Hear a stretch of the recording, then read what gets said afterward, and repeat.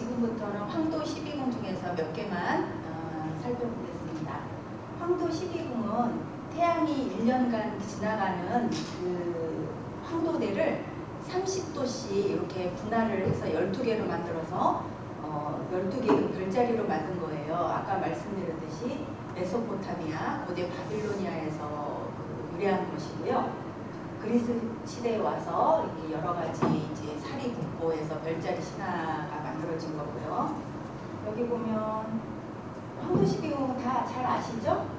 물고기 자리, 양 자리, 황소 자리, 쌍둥이, 개, 그 다음에 이게 사자 자리, 이게 뭔가요?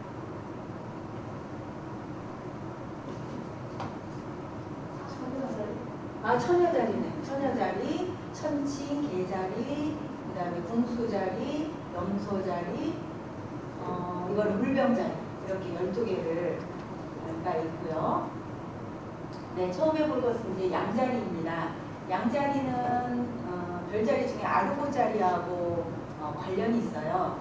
지금 아르고 자리는 너무 크기 때문에 4개로 분할돼서 지금은 없고요. 저는 편의상 그냥 아르고 자리, 이전에 말했던 대로 아르고 자리라고 했는데요.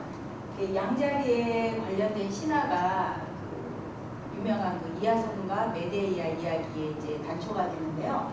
양자리는 그 그리스의 한 나라에 남매가 있었어요. 근데 그 계모가 이렇게 죽이려고 하니까 제우스가 얘들을 구하기 위해서 황금 양털을 보내고 또 그 황금 양털을 타고 황금양을 타고 콜키스라는 나라에 정착을 해서 그 황금양은 그 공으로 하늘의 별자리가 되고 또 양털은 콜키스의 이제 보물로 이렇게 됐는데 많은 영웅들이 이 황금 양털을 구하러 이제 원정을 가는데 전부 실패를 했죠. 근데 그 이하손도 그 중에 하나였고 이하손이 이제 성공을 하는 그런 이야기예요.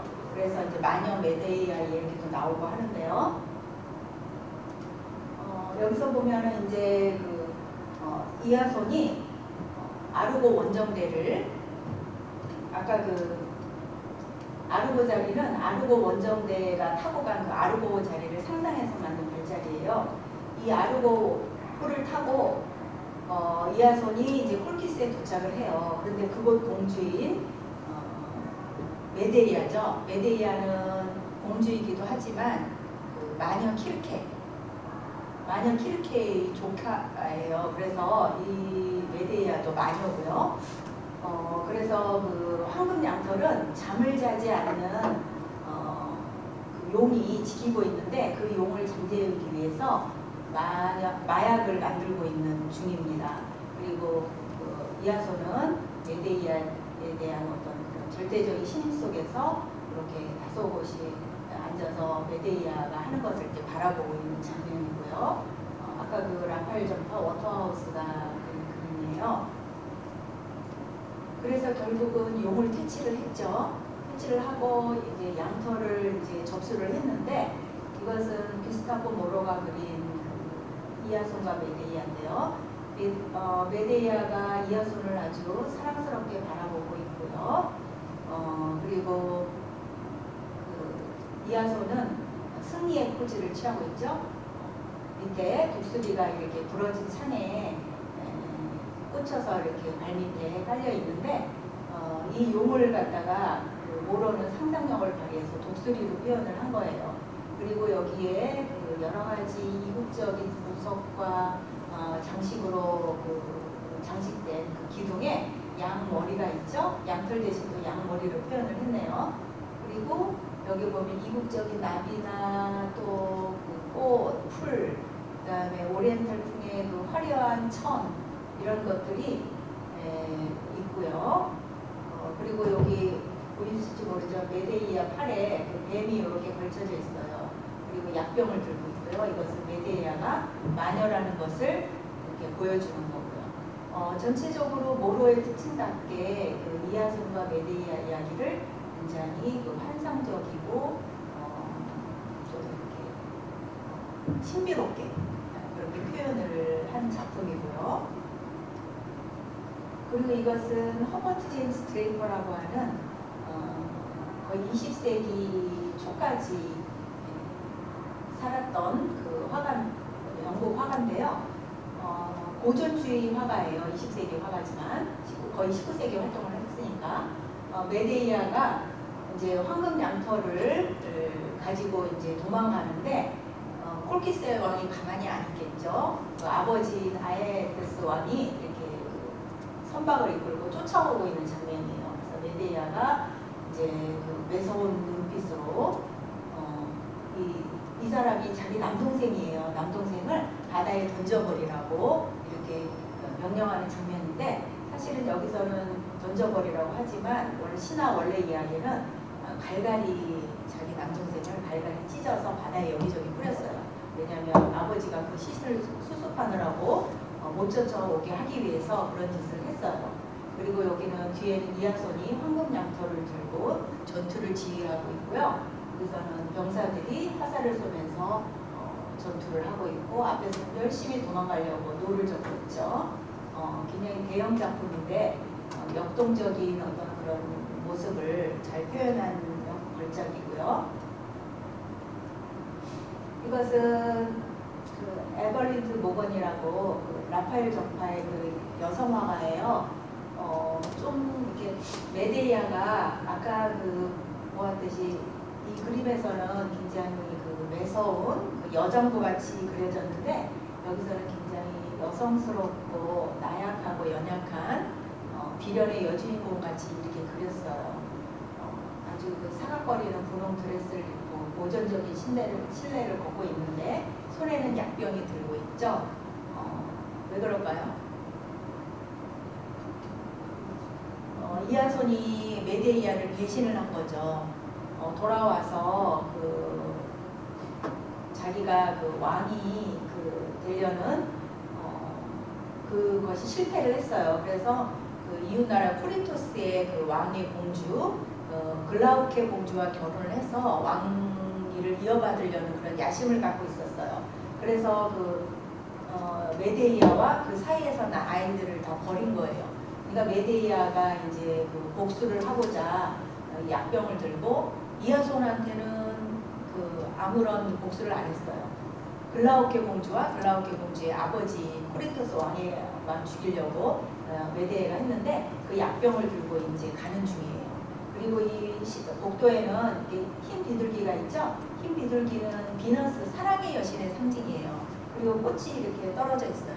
이런 그 아이템들은 사랑이 끝났다 라는 것을 역설적으로 보여주는 그런 상징물들이고요.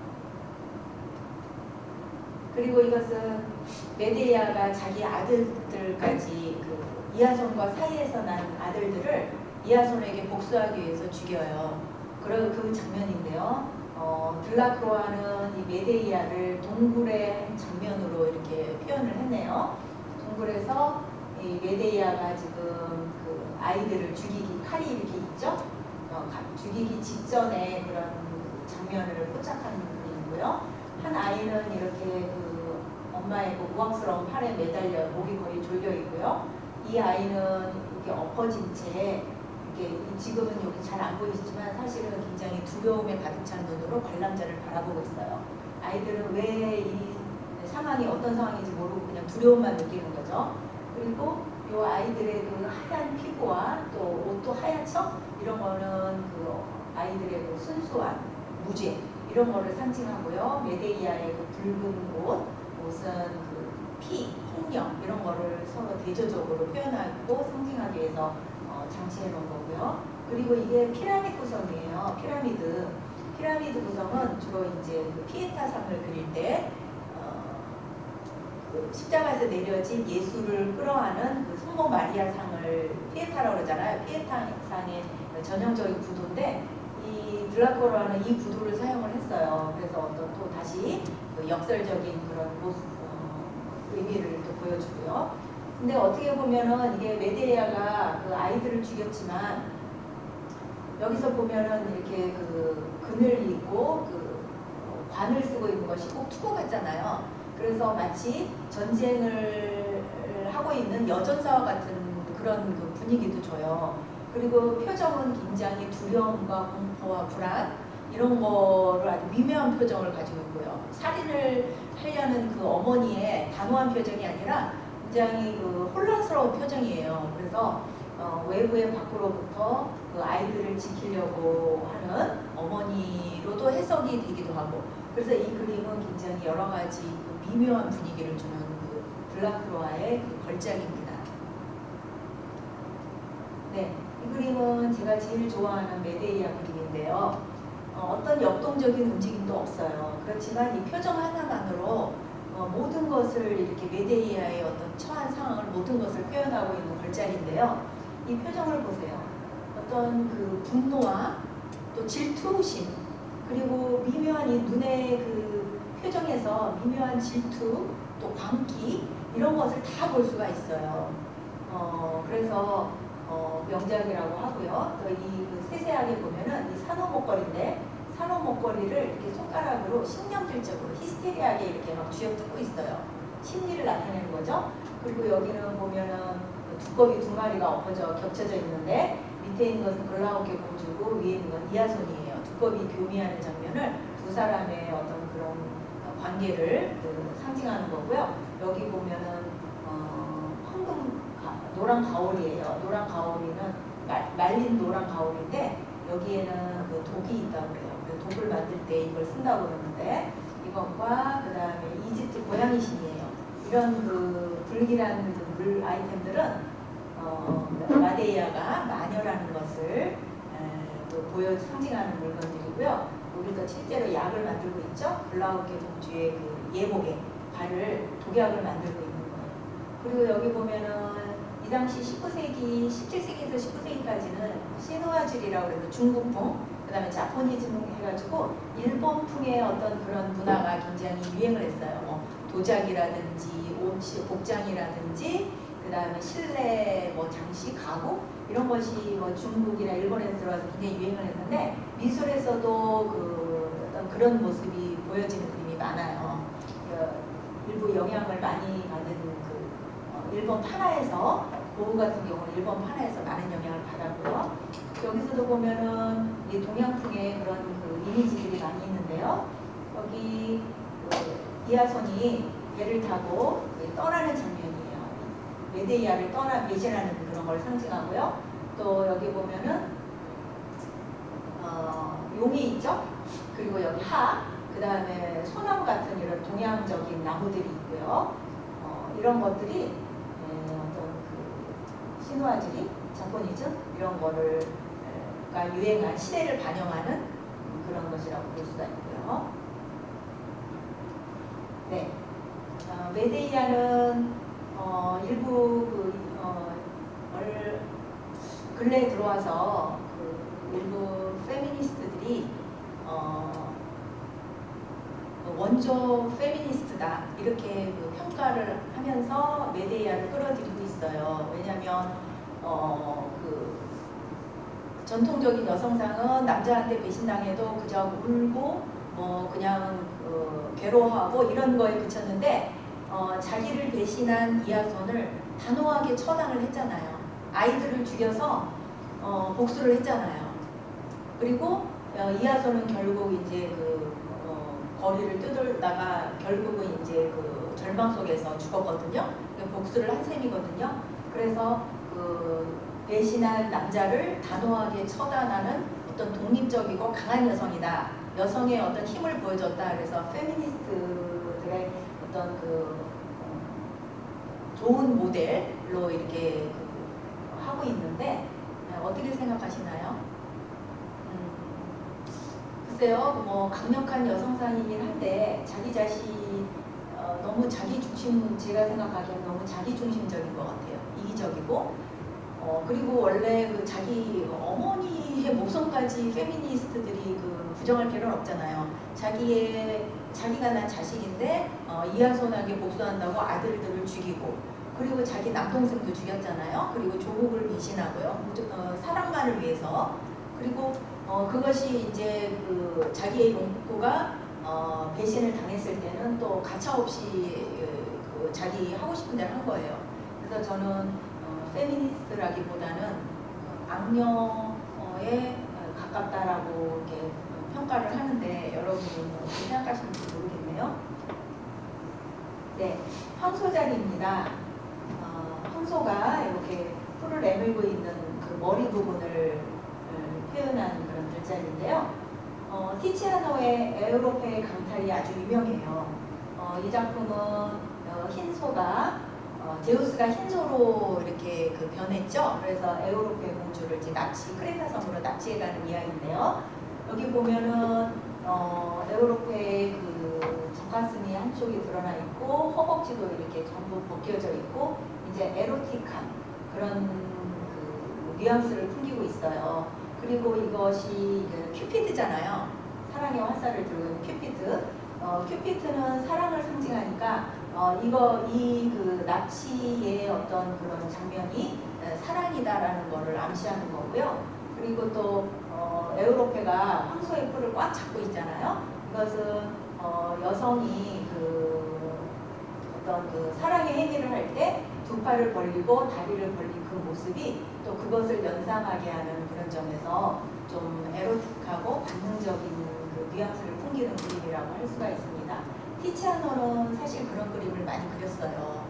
그 티치아노 스스로도 굉장히 모델들과 이렇게 난잡한 관계가 있는 화가였고 또 지난 시간에 보신 우르비노이 피너스 그것도 사실은 매춘부를 그린 거라고 했잖아요. 티치아노가 이런 그림을 많이 그렸어요, 사실은. 그리고 티치아노는 이 물빛에서 볼 수 있듯이 그 색칠을 굉장히 촘촘하게 겹칠을 해가지고 아주 깊이 있고 풍부한 색감을 연출을 한 화가로 색채의 대가로 이렇게 또 유명한 화가입니다. 이것은 제자인 베로네사가 그린 그 에우로페의 납치인데요. 에우로페가 황소의 등에 타는 순간을 포착한 그림이에요. 시녀들이 그 에우로페를 이렇게 황소 등에 타는 걸 도와주고 있고요. 에우로페는 약간 혼란스러운 표정으로 이게 이래도 될까 하는 불안한 표정을 하고 있고요. 그 망토가 노란 망토가 이렇게 바닥에 떨어져 있어요. 그리고 벨트가 풀어진 벨트가 이렇게 있어요. 이거는 에우로페가 일부 옷을 벗었다는 그런 그 뉘앙스를 풍기고 있고요. 그리고 황소가 그 흰소가 그 에우로페의 그 발을 핥고 있어요. 굉장히 에로틱한 장면이에요. 이렇게 에우로페 강탈이라든지 또 그 레다와 백조 그리고 또 사비니 여인의 강탈 이런 그 서양 미술사의 아주 인기 있는 주제들은 화가들이 남성이 여성을 어떻게 보았나 또 그리고 그 시대에 어떻게 대우했나라는 것을 보여주는 작품이에요. 그래서 근래 와서는 이런 작품들이 젠더 폭력이다, 성폭력의 입장에서 화가들이 그런 의식 없이 그린 작품이다 그래가지고 비난하는 그 사례로 굉장히 많이 이용이 되거든요. 그런 점을 감안하고 보시면 더 재미있을 것 같고요. 이 작품은 프랑스와 부시에라고 그 라코코 화가죠. 그 18세기 프랑스에서 아주 그 섬세하고 우아하고 예쁘고 그런 감각적인 그림을 그린 그 화가인데요. 여기서도 보면은 에우로페 공주가 굉장히 약간 그 몸을 비틀고 교태를 부리는 듯한 그런 자세로 황토의 흰소의 등에 타고 있어요. 그리고 아주 전체적으로 아주 즐겁고 축제적인 그런 분위기죠. 납치의 장면인데도 불구하고 경쾌한 로코코풍 회화의 아주 전형이라고 볼 수가 있고요. 네, 폴 고갱도 에우로페의 납치를 그렸어요. 그 고갱은 타히티 원주민 소녀를 그 에우로페 공주로 이렇게 번안해서 이렇게 표현을 했고요. 네, 이거는 시간이 없어서 사실은 그 고갱에 대해서 간단하게 말씀을 드릴게요. 고갱은 사실 그림은 굉장히 제가 봐도 아름다워요. 아름다운데 그 타히티 섬에 갔을 때 그 많은 이 소녀가 13세에 테아 마나라고 하는 그 원주민 소녀였거든요. 원주민 소녀를 그 현지처로 두었어요. 그래서 이제 그 사이에서 아이도 낳고 또 다른 10대 그 초반의 소녀들과 많은 관계를 가졌는데 이 당시에 그 식민지, 그 프랑스 식민지였거든요. 폴리네시아가. 거기서는 그 유럽 남성들이 이런 그 본토에서는 할 수 없는 그런 짓을 많이 했어요. 고갱도 마찬가지로 했는데, 그래서 고갱도 어쩌면 이 타히티 섬에서는 제우스와 같은 모든 그 인간과 신여자를 가리지 않고 취했던 그런 그 제우스와 같이 이렇게 그 원주민 여성들을 마구 결혼한 상태임에도 불구하고 이런 그 일을 한 그 화가로 알려져 있고, 그래서 제가 이제 이 그림을 넣었는데, 그래서 지금 비판을 많이 받고 있죠, 고객이. 네, 이것은 마티스의 그 같이 그 아르카디아 그 이상향에서 그 해변가에서 평화롭게 그 뭐라 그럴까 휴가를 즐기고 있고 휴양하고 있는 듯한 모습으로 그려졌죠. 황소의 그 붉은 눈과 이렇게 그 뾰족하게 솟은 뿔은 제우스의 욕정을 나타내고요. 그 다음에 그 에우로페는 황소의 등에 신뢰감을 가진 듯 이렇게 비스듬히 기대 누워서 휴식을 취하고 있는 장면. 이것도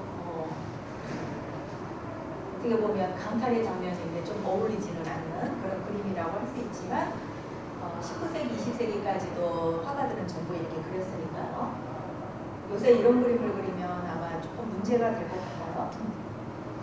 네, 피카소도 이렇게 그림을 그렸어요. 이거 큐비즘 양식으로 그린 거죠. 네, 사자자리입니다. 사자자리는 사자가 이렇게 엎드려서 있는 것 같은 모양새의 별자리인데요. 네, 이것은 루벤스의 네메아의 사자입니다. 밑에 벌써 호랑이 같은 그런 맹수를 제압하고 있고, 또 이거는 사자를 이제 목 조르고 있는 장면이에요. 네메아의 사자는 그 두 번째 마음인가요? 그런데 이 루벤스는 그 여성들의 그 몸은 굉장히 풍만하고 살찐 그런 그 모습으로 그렸고, 남성은 이렇게 울퉁불퉁한 근육의 남자들을 많이 그렸어요. 그리고 인물들도 왕이나 지도자, 영웅 이런 사람들을 주로 그렸고요. 여기서 보면 루벤스의 그 어떤 그런 화풍이 잘 나타나는데, 그 사자의 목을 이렇게 조르는 장면이에요. 원래 이 사자가 어떤 창이나 칼로도 뚫을 수 없는 가죽을 가졌잖아요. 그래서 죽일 수가 없었어요. 그래서 한번 이렇게 그 몽둥이로 머리를 내려치고 그 다음에 목을 졸랐는데, 목을 조르는 것도 30일 동안 계속 조르고 있었대요. 그러니까 헤라클레스만이 할 수 있는 거죠. 그 어떤 힘을, 헤라클레스와 인내와 끈기, 어떤 그 강력한 힘을 이 그림에서 보여주고자 했고요. 네, 반면에 수르바란이라고 하는 17세기 그 화가인데요. 이 사람은 굉장히 종교적인 그림을 많이 그렸어요. 그래서 이 사자와 헤라클레스가 이렇게 그 싸우고 있는 장면도 어떤 그 정신적인, 그 영적인 분위기로 그렸고, 헤라클레스가 그 사자를 죽이는 거는 어떤 물리적인 그 루벤스의 그림에서 와서 볼 수 있는 어떤 그런 물리적인 승리가 아니고 정신적인 승리라는 그런 느낌이 강하고요. 네, 이것도 헤라클레스가 이것은 사자의 입을 찢어 죽이는 그런 모습으로 표현을 했네요. 이것도 그렇고요. 네, 이거는 파르네세 헤라클레스라고 파르네세 그 로마의 파르네세 궁에서 발견됐기 때문에 오래 있었기 때문에 파르네세 헤라클레스라고 이렇게 명칭이 붙었습니다. 여기 보면은 사자 가죽이 이렇게 걸쳐져 있고요. 헤라클레스가 이제 11번째 과업을 마치고 피곤해서 이렇게 기대어 있는 장면입니다. 그 뒤에는 헤스페리데스의 그 황금 사과를 가져오는 게 그 11번째 과업이었는데요. 여기 그 사과를 가지고 있죠. 네, 염소자리입니다. 염소자리는 그리스 신화에서 판이나 또 사티로스 이런 신들과 연관된 별자리인데요. 여기 보면은 막 엉클어진 그 갈기 같은 머리카락, 그 다음에 들창코, 짐승 같은 얼굴, 그 다음에 다리는 염소 다리를 하고 있는 숲과 목축의 신이죠. 그리고 디오니소스 신의 친구로 같이 이렇게 노래와 술, 춤을 즐기면서 그 인간 여자와 ним프들을 쫓아다니면서 괴롭히는 그 호세칸으로 알려져 있고요. 그래서 인간의 원초적 본능, 탐욕, 그다음에 음란성, 욕망, 무절제 이런 것들을 상징하는 그 존재입니다. 그래서 중세에서는 이 그 사티로스 판을 이교적인 악마, 사탄의 그 상징으로 이렇게 표현을 했어요. 이것은 알렉산드르 카바넬이라고 하는 19세기 프랑스의 유명한 그 신고전주의 작가입니다.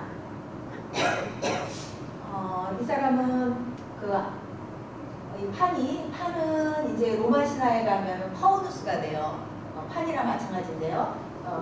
판이 그 ним프를 납치하는 그런 장면이에요.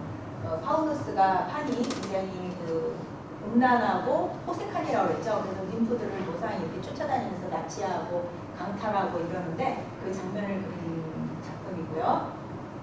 이 카바넬의 특징은 굉장히 여성을 아름답고 이상적으로 묘사를 했어요. 이 그림이 제일 유명한 그림인데요. 비너스의 탄생.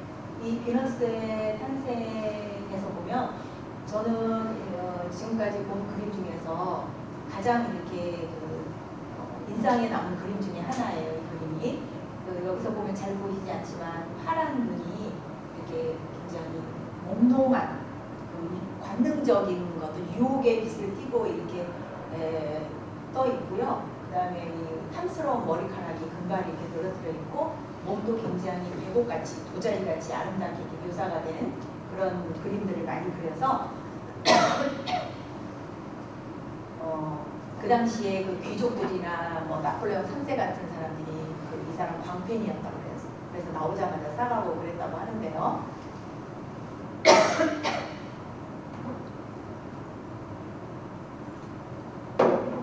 이것은 윌리엄 아돌프 브로라고 하는 그 19세기 역시 신고전주의 화가가 그린 그림인데요. 여기 보면 판이 그 ним프들이 숲에서 목욕하는 것을 구경하고 있다가 ним프들한테 들켰어요. 그래서 이렇게 ним프들이 물에 이렇게 장난으로 이렇게 물에 끌어들이고 있는 장면이고요.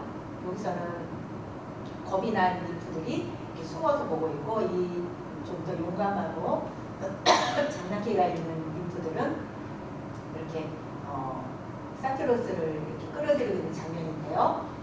이 작품도 보면은 굉장히 낭만적이죠. 신고전주의 작품이 그렇듯이 여성들이 굉장히 이상하게 있고요. 숲의 어떤 그런 신비로운 그 몽환적인 분위기와 그 ним프와 사티로스 간의 어떤 그 사랑의 유리 이런 것이 절묘하게 어우러져서 아주 환상적인 그런 분위기를 자아내고 있습니다. 반면에 그 사티로스를 이런 호색한 또 음란한 사람 이렇게 묘사하지는 않고 죽음을 애도하는 그런 그 따뜻한 사티로스로 그린 그림도 있어요. 피에로 디 코시모라고 이 사람은 유명한 르네상스 화가인데요. 이 사람 자체가 굉장히 특이한 사람이었어요. 평생 집안에 청소도 안 하고 삶은 달걀만 먹고 살고 그리고 동물을 굉장히 좋아했다고 해요. 그래서 여기 동물들도 많이 그려놨는데요. 이 그림도 사티로스를 굉장히 특이하게 그 해석을 했죠. 사티로스가 그 벌판에 누워서 이렇게 죽어서 누워있는 ним프를 이렇게 애도하고 있는 장면이에요. 무릎을 꿇고. 그리고 여기서 보면 특이한 게 걔가 애도를 슬픈 눈을 하고 애도하고 있어요. 이런 그 동물이 인간의 감정을 가진다는 거 이전에는 생각할 수도 없는 그런 아이디어였는데 여기서 코시모는 그 애도하는 개라는 어떤 그 동물을 인격화한 거예요. 그런 점에서 아주 특이한 그 그림이라고 할 수 있고 이 멀리에서는 이제 산과 하늘과 바다 그다음에 펠리컨 같은 여러 가지 동물들이 많이 그려져 있고요. 또 식물들도 아주 자세하게 마치 그 식물학체 사파같이 자세하게 그려져 있어요. 이런 특이한 그림도 있고요. 사티로스도 있고 또 리베라라는 17세기 그 바로크 화가인데 이 사람은 스페인 화가지만 이탈리아에서 주로 활동을 했어요. 이 사람은 특이한 것이 이런 굉장히 잔인한 세디스트적인 그림을 많이 그렸는데, 여기서는 마르시아스라고 하는 그 사티로스가 이게 아폴론이고요. 아폴로하고 그 음악 그 경쟁을 했어요. 아폴로가 음악의 신이잖아요. 근데 이 사티로스가, 마르시아스라는 사티로스가 피리를 굉장히 잘 불어서 내가 이 정도면은 아폴로하고도 겨뤄볼 수 있겠다 해가지고 도전을 한 거예요. 그래서 했는데 그 뮤지 여신들이 아폴로 손을 들어줬겠죠. 그래서 아폴로는 그 괘씸하다고 해서 이 마르시아스를 나무에다가 사지를 이렇게 묶고 사체로 이제 껍질을 벗기는 그런 형벌을 줘요. 그래서 이 문명의 신, 지혜의 신, 뭐 음악의 신, 의술의 신이 그 아폴로가 여기서는 소시오패스처럼 이렇게 나오는 건데, 여기서 그 마르시아스가 인간의 한계를 도전한 어떤 그런 위대한 정신으로 볼 것인가, 아니면 신에게 감히 도전한 그 인간의 오만함으로 볼 것인가 라는 여러 가지 이렇게 방향으로 생각해 볼 수가 있겠죠. 네, 이거는 비명을 지르는 장면이고요. 굉장히 사실적으로 그렸죠. 네, 또 다른 그림인데 여기서는 살가죽을 벗겨서 이렇게 하는 그 장면. 17세기 바로크에는 그 리베라 말고도 이런 그림들이 많이 있었어요. 11세기가 워낙 그 폭력과 어떤 그런 광기의 시대였다고 그럴까? 반종교 개혁적인 분위기에서 종교 개혁에 대한 반동으로 반종교 개혁 운동이 나타나면서 굉장히 광신, 그다음에 마녀 사냥, 종교 재판 이런 게 굉장히 활발하게 일어났던 시기고, 또 화가들도 이런 그림들을 좀 많이 어둡고 음침한 그림들을 많이 그렸어요. 네, 물병자리입니다. 물병자리는 가니메데스라고 그 올림포스의 신들의 술시중을 들던 그 시동인데요. 가니메데스의 그 물병이 하늘로 올라가서 물병자리가 되었다는 이야기입니다. 그 가니메데스 이야기는 서양 그 미술이나 문학에서 동성애의 그런 상징으로 많이 그려져요. 여기서도 보면은 제우스가 독수리를 상징하죠. 독수리는 제우스를 상징하죠. 독수리가 가니메데스를 이렇게 납치하는 장면이에요. 그런데 납치의 장면인데 굉장히 그 가니메데스는 평안하게 잠들어 있고요. 완전히 그 몸을 제우스에게 맡기고 있어요. 그리고 독수리도 이렇게 그 맹수라기보다는 어떤 백조같이 우아한 날개를 펴고 다정하게 바라보는 듯한 그런 모습으로 그려져 있어서 동성애적인 그런 그 모습을 보여주고 있고요. 그리고 이거는 허니문 같이 그렸네요. 가니메데스고 제우스죠, 독수리. 그리고 밖에서는 달빛이 이렇게 교교하게 빛나고 있고 물가에 이렇게 비치고 있고 동굴 안까지 이렇게 들어오고 있고요. 그다음에 램프빛이 은은하게 비치고 있어서 그 아름다운 허니문 장면 같이 이렇게 그렸고요. 네, 루벤스는 이 가니메데스를 납치하고 있는 장면을 굉장히 역동적이고 드라마틱하게 이렇게 그렸어요. 대각선 구성으로 해서 날카롭게 이렇게 발을 이렇게 잡고 이렇게 가고 있고, 가니메데스는 이렇게 팔을 벌리고 불안한 표정을 하고 있고, 그다음에 여기는 이 볼트는 제우스를 상징하는 그 번개죠. 그리고 여기서 보면은 이 화살통이 있는데요. 화살통의 이것이 발기한 남성의 페니스 같이 이렇게 보여서 이 그림 같은 경우는 옛날에는, 지금은 노골적인 포르노그래피들이 많이 있지만 옛날에는 그림으로 이런 포르노그래피를 많이 그렸어요. 이것도 어떤 그런 의도로 그렸지 않나 이런 생각이 들고, 사실 그 대가들도 포르노에 가까운 그런 그림들, 음란한 그림들을 많이 그렸죠. 그리고 이것들을 부유한 귀족이나 왕들이 이제 밀실에서 몰래 보고 즐기고 또 그랬다고 해요. 네, 이것은 좀 더 어린 소년으로 그 묘사된 가니바데스예요. 이것도 마찬가지고 이건 아주 아기같이 그려져 있죠. 이것이 키스를 하려고 하는 그 제우스의 그 모습인데요. 지금 그 시각으로 보면, 현대인들의 시각으로 보면 굉장히 불편한 시각이에요. 왜냐하면 소아성애거든요. 근데 그리스 시대에는 좀 문화가 달랐어요.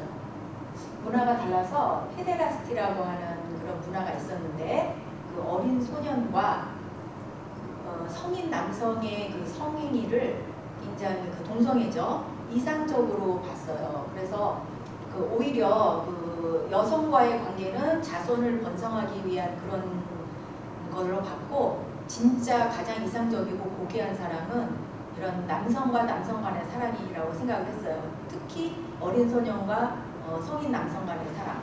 그래서 그 크레타에서는 어떤 그 귀족이 어린 소년, 마음에 드는 소년의 그 부모한테 미리 그 돈을 주고 이렇게 데려가서 내가 이렇게 그 얘를 키우고 이렇게 교육을 시키겠다라고 하고 성행위도 하고 이런 관습이 있었다고 하는데, 그 그리스 본토에서도 일반적으로 이런 현상이 많았다고 해요. 그게 왜 그러냐면 페데라스티라는 게 그리스 시대 사람들은, 고대 그리스인들은 그 어린 소년을 성인 남성의 어떤 지혜와 지식, 연륜 이런 것이 그 소년과의 관계를 통해서 그것이 그 전달이 된다고 생각을 했어요.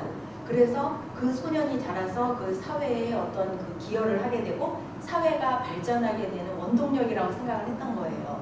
그래서 유명한 소크라테스와 알키아데스도 동성 연인 관계였다고 그러고 이런 관계들이 있죠. 지금 보면은 굉장히 불편하지만 어쨌든 문화와 가치관은 이렇게 시대에 따라서 달라질 수 있다는 거. 그리고 우리 시대가 지나면 또 미래 시대에는 또 다른 가치관을 가질 수 있다는 거. 우리 시대가 우리가 믿고 있는 것만이 진리는 아니라는 것. 이런 거를 느끼게 되는 것 같아요. 네. 사실 그리스 신화에서 그 헤라클레스는 동성의 연인도 있었어요. 그리고 아폴로도 그 히아신스의 그 이야기의 그 원초가 된 그 누구죠? 그 동성의 연인이 많이 있었고요. 그리스 문명 자체가 동성애를 그 원장하는 문화이기 때문에 그리스 신화에는 당연히 이런 동성애 관련된 그런 신화들이 많이 있고요. 헤라클레스도 동성애 또 양성애자였죠. 그래서 이런 그림들도 헤라클레스의 그림을 그릴 때 이런 동성애적인 느낌이 있는 그림들이 많이 있는데요. 여기서도 보면은 안타이오스, 가이아의 아들이에요. 가이아의 아들과 이렇게 헤라클레스가 그 씨름을 하는 이야기가 나오거든요. 벌써 이 안타이오스는 4세기 다 돼서 이렇게 피부가 창백하게 되고 있는 걸로 봐서 죽어가고 있다는 걸 알 수가 있고, 반면에 헤라클레스는 이렇게 원기왕성한 혈색으로 묘사가 되어서 헤라클레스의 승리를 짐작할 수 있는데, 이 작품은 16세기 작품인데 그 20세기에 와서 동성애 그 미술 전시회가 있었어요. 여기에도 이렇게 출품이 된 전시회가 된 그런 작품이에요. 그리고 이것도 마찬가지죠. 19세기에 그려져 있는데 그 남성들의 어떻게 탱탱하게 긴장된 어떤 근육이 아주 밀착돼 있죠. 그래서 어떤 에로틱하고 관능적인 그런 느낌을 이렇게 관람자들은 느끼게 돼요. 그렇고요. 네, 마지막으로 물고기 자리입니다. 물고기 자리는 비너스 여신이 자기 아들인 에로스와 이렇게 두 마리의 물고기가 이렇게 끈으로 연결된 모양이 물고기 자리인데요. 그 신화의 기원은 그 티폰이라고 하는 괴물이 신들이 강가에서 연애를 하고 있는데 거기서 그 티폰이 나타나서 이렇게 막 신들이 막 도망갔대요. 그래서 동물들로 이렇게 막 변신해서 여러 신들이 도망을 갔는데 그 중에 비너스는 이제 물고기로 도망을 갔는데 그 자기 아들을 잃어버릴까 봐 끈으로 묶었는데 그것이 별자리가 됐다고 하는 이야기인데요. 물고기 자리에 대한 그림은 별로 없어요. 그래서 그와 연관된 그 괴물들, 티폰의 괴물 가족들에 대한 그림과 조각을 살펴보겠는데요. 이것은 티폰이에요. 이게 반은 사람이고 반은 이제 괴물인 그런 괴물인데 굉장히 힘이 세가지고 뭐 하늘과 땅을 찢을 정도고 뭐 키가 커서 하늘에 닿을 정도였대요. 그래서 이렇게 뒤에는 뭐 용머리가 몇 개가 달려 있어서 불을 뿜어서 뭐 가는 곳마다 이렇게 그 황폐화시키고 뭐 이런 괴물이었는데 이것은 그 화산의 어떤 그런 의인화라고 볼 수가 있는 거죠. 화산 활동의 의인화. 그래서 제우스가 그 번개로 내리쳐서 로마에는 에트나 화산에 이렇게 집어넣는데 그 지금도 화산이 분출하려고 이렇게 활동을 시작하려고 할 때는 이 티폰이 아우성 치는 거다 이렇게 재미로 얘기를 하고 있다고 합니다. 그리고 이것은 에키드나 티폰의 부인이에요. 역시 반인 그리고 반동물인 그 괴물이죠. 그리고 이사이에서는 이제 여러 가지 키마이라라든지 키마이라는 사자 머리에 염소 몸통 뱀이나 그 용 꼬리를 달린 그 괴물이에요. 키마이라. 그 다음에 그 케르베로스 머리가 셋 달린 지옥을 지키는 게죠. 케르베로스 라든지 이런 게 있는데 헤라클레스가 케르베로스를 생포하는 것도 12가업 중에 하나죠. 케르베로스를 이제 쇠사슬에 묶어서 이렇게 지옥에서 끌고 나오는 장면이에요. 네, 이것은 케르베로스가 이렇게 지옥 앞에서 기다리고 있으면 그 카론 지옥의 뱃사공이죠. 그 스틱스 강 지옥으로 가는 명계로 가는 그 강이죠. 스틱스 강을 건너는 카론이 배를 타고 이제 죽은 자들을 이제 끌고 가면은 케르베로스가 그 앞에서 지키고 있다가 이렇게 맞이하고 있는 거예요. 그리고 만약에 이제 산자들이 지옥에서 빠져나가려고 하면은 막 달려들어서 물어 뜯어서 찢어 죽이는 그런 역할을 하는 괴물이죠.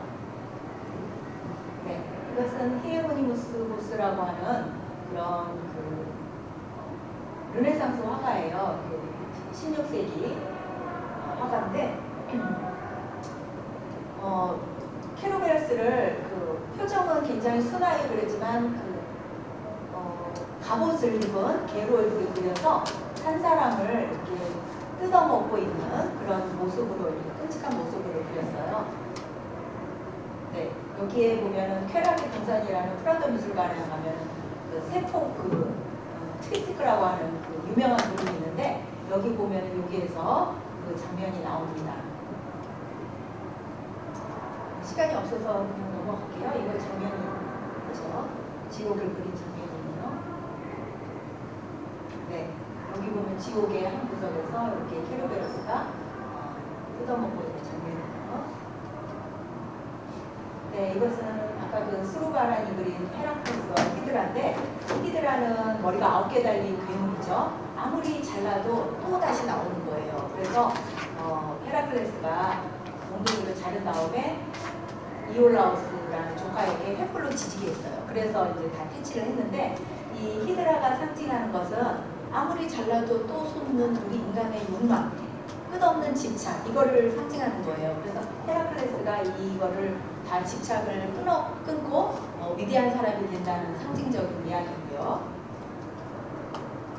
네, 이것도 모로가 그린 히드라 그림입니다. 네. 시간이 다 돼서 분수자리 마저 볼까요?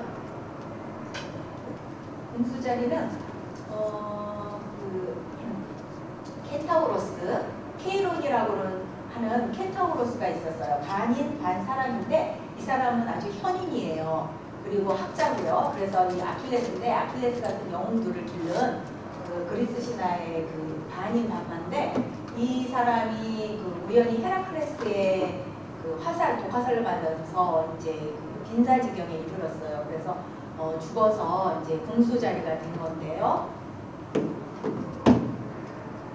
켄타우로스 중에서는 그 케이론 같은 그 훌륭한 켄타우로스가 현만 있는 게 아니고 대체적으로 켄타우로스는 어떤 인간의 원초적 욕망과 동물성 이런 거를 상징하는 그 존재예요. 그래서 아테네 여신이 그 문명을 상징하는 지혜 여신이 그 인간의 어떤 그 욕망, 그 동물성, 그다음에 비문명, 비합리성 이런 거를 상징하는 켄타우로스를 머리끄덩이를 이렇게 잡고서 제압해서 교화시키는 그런 의미로 그린 작품이고요.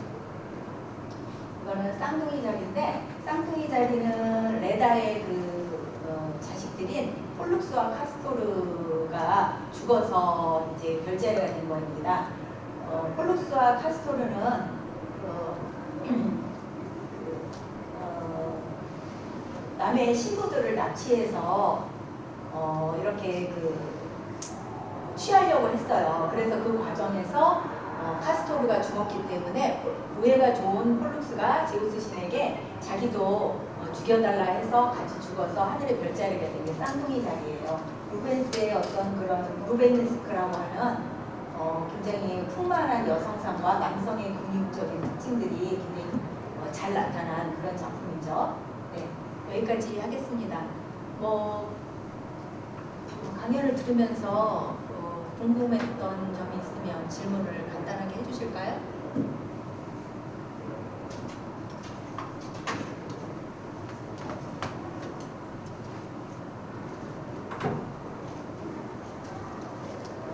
없나요?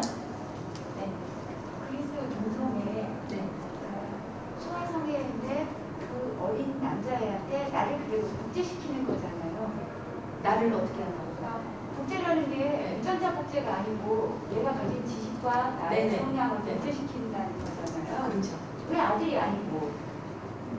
아들은 글쎄요, 그게 성적인 거잖아요. 그러니까 아들 자식하고는 또 다른 거죠. 아들하고 성적인 관계를 맺을 수는 없잖아요. 근데 아들 글쎄요, 이거는 그 한 부모와 한 개인 그 자식 간의 문제가 아니고 사회 전체적인 입장에서 그렇게 본 것 같아요. 그 아무리 훌륭한 학자라도 자기 아들만 교육시킬 수는 없는 거 아니에요. 전체 그 사회의 그 어린 청소년들, 어린 소년들을 교육시키는 거잖아요. 그 대상이 근데 이제 성적인 관계를 통해서 이루어졌다는 게 이제 문제가 되는 거고요. 성적인 관계가 꼭 필수는 아니고 그럴 때도 있었다. 그렇겠죠. 모든 그리스인들이 그런 건 아니겠죠. 근데 우리가 생각하고 우리는 지금 막 너무 섬뜩하고 기함을 하잖아요. 그런데 거기서는 이제 모든 사람이 그러진 않았지만 그게 이제 전반적으로 용납이 되는 그런 사회였다. 그 동성애를 전혀 나쁘게 보지 않았다. 그리스는 굉장히 인간 존재에 대해서 어떤 현대에서도 볼 수 없는 그런 통찰력을 갖고 있는 측면도 많이 있어요. 지금은 동성애를 아직도 역부족이 나와요. 동성애에 대한 인식이 아직도 그 동성애자를 굉장히 범죄시하고 또 죄악시하고 이런 경향이 많잖아요. 그런데 그리스인들은 오히려 현대인보다 그런 면에서 인간을 보는 눈이 좀 더 열려 있었다. 그런 거를 제가 느낄 때가 참 많이 있어요. 역사는 일직선으로 진보하는 게 아니라는 걸 확실히 느끼게. 우리는 우리가 제일 문명화되고 또 합리적이고 이런 걸 생각을 하잖아요. 근데 지금도 뭐 굉장히 불합리한 사고 방식 이런 게 많이 굉장히 그 만연해 있더라고요. 아무튼 놀랍죠. 페데라스티는 정말 놀라운 그런 문화인 것 같아요.